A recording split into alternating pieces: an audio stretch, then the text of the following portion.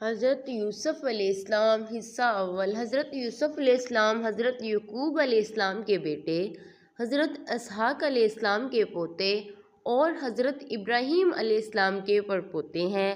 والدہ رحیلہ حضرت یوسف علیہ السلام کے چھوٹے بھائی بنیامین کی پیدائش کے وقت انتقال کر گئی تھی۔ یوں تو اللہ تعالیٰ نے یعقوب علیہ السلام کو 12 بیٹوں سے نوازا تھا، لیکن رحیلہ کے بطن سے 2 بیٹے یوسف علیہ السلام اور بنیامین ہی ہوئے۔ حضرت یوسف علیہ السلام بھی اپنی والدہ کی طرح حسین و جمال میں لسانی تھے۔ والد کو ان سے بے حد محبت تھی اور وہ انہیں خود سے جدا نہیں کرتے تھے۔ روایت میں ہے کہ حضرت یعقوب علیہ السلام کی چوتھی بیوی رحیلہ نے بھی ان کے لیے خصوصی وصیت کی تھی۔ اب یہ ماں بن کے بھی تھے اور 10 سوتیلے بھائیوں سے بھی چھوٹے۔ پھر شدید قربت اور محبت کا ایک سبب یہ بھی تھا کہ حضرت یعقوب علیہ السلام نے حضرت یوسف علیہ السلام کی پیشانی پر چمکتے نور نبوت کا مشاہدہ بھی کر لیا تھا۔ قرآن کریم میں حضرت یوسف علیہ السلام کا قصہ اللہ ذوالجلال نے قرآن کریم کی 111 آیت پر مشتمل پوری ایک سورہ یوسف میں حضرت یوسف کے واقعہ کو بیان فرمایا۔ اس سورت میں ذکر کردہ واقعہ کو احسن القصص یعنی بہترین واقعہ کہا گیا ہے۔ دراصل اس سبق آموز واقعہ میں حسد و عناد کا انجام، نفس و امارہ کی شوریاں، عبرت حکمت، محفوظ نصیحت، عورت انسانی عضو اور حدوث بشریٰ العزیز صبر و استقامت اور رضا و تسلیم کے ساتھ اللہ تعالیٰ کے عدل و انصاف اور رحم و کرم کی کرشمہ سازی، جس دلچسپی اور خوبصورت انداز میں پیش کی گئی ہے وہ رہتی دنیا تک انسانیت کے لیے مشعل راہ ہے۔ قرآن پاک میں حضرت یوسف علیہ السلام کا نام مبارک 26 مرتبہ آیا ہے، جن میں سے 24 بار سورۃ یوسف میں، جبکہ سورۃ انعام اور سورۃ غافر میں ایک بار آپ علیہ السلام کا ذکر کیا گیا ہے۔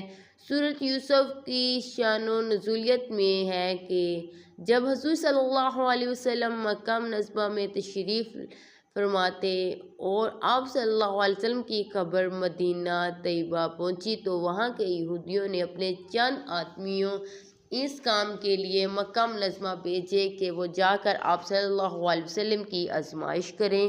انہوں نے بہم انداز میں سوال کیا، اگر آپ صلی اللہ علیہ وسلم سچے نبی ہیں تو ذرا یہ بتلائیں کہ وہ کون سا پیغمبر تھا جس کا ایک بیٹا ملک شام سے مصر لے جایا گیا اور باپ ان کے غم میں روتے روتے نبینے ہو گئے۔ دراصل یہ سوال یہودیوں نے اس لیے منتخب کیا کہ اس کی کوئی عام شہرت تھی اور نہ مکہ میں کوئی اس واقعہ سے واقف تھا، کیونکہ اس وقت مکہ میں اہل کتاب میں سے کوئی نہ تھا جس سے بحوالہ توراۃ و انجیل اس قصے کا کوئی جز معلوم ہو سکے۔ اس کے سوال پر پوری سورہ یوسف نازل ہوئی، جس میں یعقوب علیہ السلام اور حضرت یوسف علیہ السلام کا پورا واقعہ مذکور ہے اور اتنی تفصیل کے ساتھ مذکور ہے کہ توراۃ اور انجیل میں بھی اتنی تفصیل نہیں، اس لیے ان کا بیان کرنا حضور صلی اللہ علیہ وسلم کا کھلا معجزہ تھا۔ حضرت یوسف علیہ السلام کا خواب۔ حضرت یوسف علیہ السلام ابھی سن بلاغت کو بھی نہ پہنچے تھے کہ انہوں نے ایک خواب دیکھا جس کا اپنے والد سے یوں ذکر کیا، اے ابا جان، میں نے 11 ستاروں، سورج اور چاند کو دیکھا، وہ سب مجھے سجدے کر رہے ہیں۔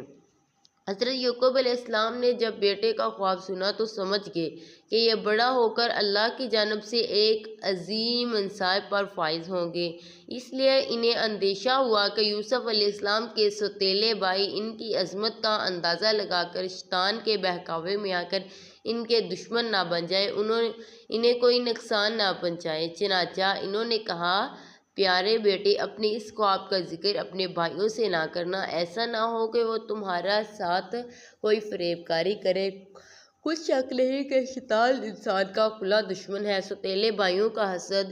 بعض مفسرین نے لکھا ہے کہ جس وقت حضرت یوسف علیہ السلام اپنے والد کو خواب سنا رہے تھے، سوتیلی ماں دروازے کی آڑ سے باتیں سن رہی تھی۔ جب سوتیلے بیٹے گھر آئے تو اس نے یہ بات ان کے گوشہ گزر کر دی۔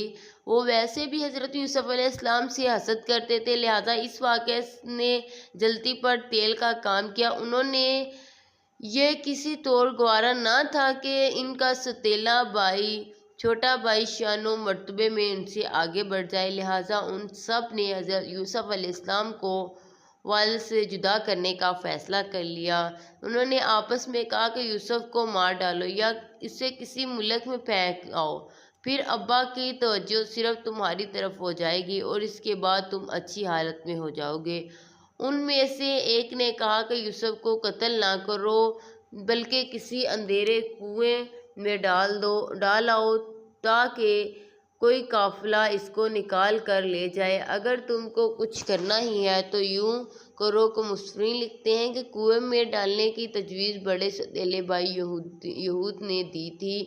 اگلے دن 10واں بھائی والد کی خدمت میں حاضر ہوا اور کہا، ابا جان، آخر آپ یوسف کے بارے میں ہم پر اعتماد کیوں نہیں کرتے؟ ہم تو ان کے خیر خواہ ہیں۔ کل آپ علیہ السلام اسے ضرور ہمارے ساتھ بھیج دیں کہ خوب کھائے پیے اور کھیلے، اس کی حفاظت کے لیے ہم ذمہ دار ہیں۔